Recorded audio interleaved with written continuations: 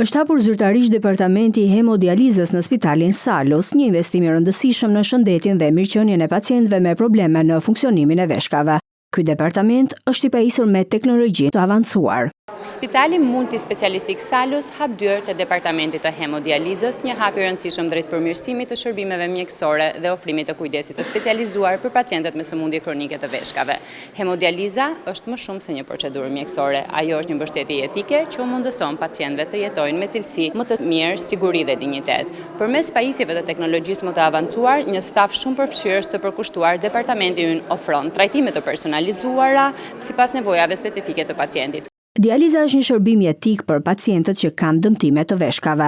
Hemodializa është një procedurë mjekësore jetike dhe një nga 3 modalitetet kryesore të terapisë renale zëvendësuese.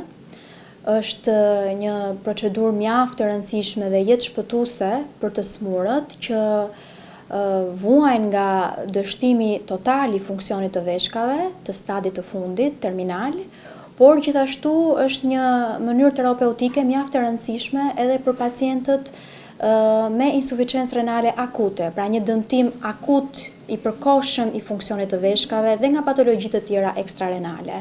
Me një ekip të specializuar mjekësh dhe infermierash dhe me teknologjinë më të fundit, Departamenti i Hemodializës në Spitalin Salus ofron trajtim profesional dhe të personalizuar.